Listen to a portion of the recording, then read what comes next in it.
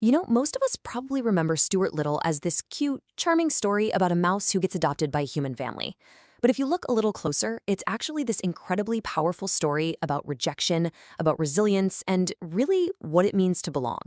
So today, we're going to break down how this one tiny mouse manages to overcome all this hostility to build a real family, and we're starting right at the moment it all began. And bam! It all kicks off with these four absolutely brutal words from the family cat, Snowbell. You are a rotten mouse. I mean, this isn't just some casual insult.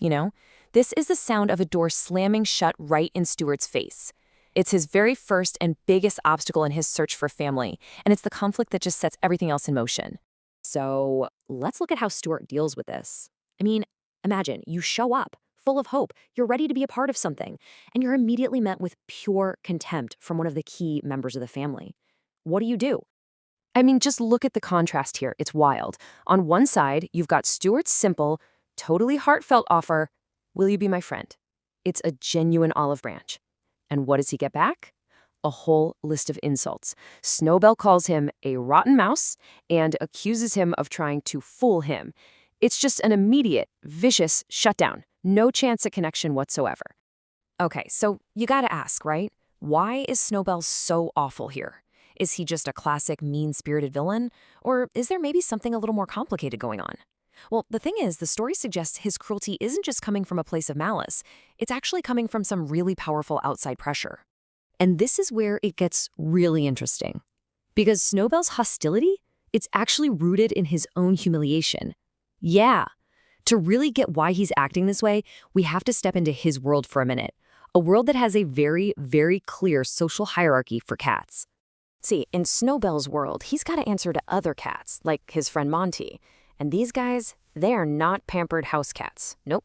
They're alley cats, and they have this tough, judgmental code they live by. And in their eyes, a cat who lives with a mouse, well, that's not just weird. It's a serious, serious problem.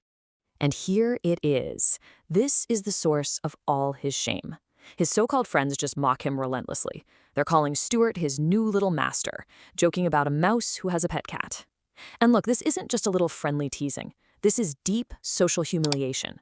It makes Snowbell see Stuart as a threat to his entire identity, to everything it means to be a cat. So the door with Snowbell? Yeah, that's been slammed shut, at least for now. But what happens next? This is truly the heart of the story. Because when Stuart fails to connect with the family pet, he turns his attention to someone else who's also feeling a bit isolated, his human brother, George. This right here, this is the turning point of the whole story.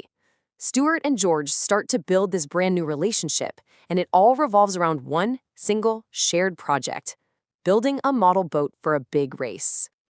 Okay, let's just walk through how this happens, because it's pretty amazing. First, Stuart just offers friendship, which makes George feel safe enough to be vulnerable and admit that he's scared of losing the race. And Stuart doesn't dismiss that fear, right? He offers encouragement.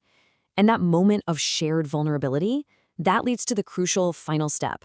They decide, let's build it together.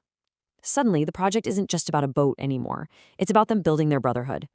And the success of this one little project has this massive ripple effect. Seriously, Stuart's actions don't just win over George. They actually start to pull this entire kind of fractured family back together. When their father sees them working together, his proud reaction, this is amazing, son. That's the moment everything shifts. He's just filled with pride seeing his sons connect. The boat is no longer a toy. It's proof that this new, strange family dynamic can actually work. It's just this moment of pure validation for everybody. And this is the beautiful payoff. The family isn't just living in the same house anymore. They are a real unit now. They have a shared purpose, a shared excitement. They're all going to the race together to support each other. And it all comes together in these two simple but powerful words: the whole family. This is what Stuart was fighting for the entire time. Not just for a house, but a home. Not just for owners, but for a real family. He has finally found his place. So it really leaves us with this one last thought. Stuart Little's journey, it shows us that family isn't just about who you're related to by blood. It's about who you show up for, who you support, and who you build something with, even if it's just a tiny little boat. It really challenges all of us to ask, what truly makes a family? Is it blood, Or is it that feeling of truly deeply belonging?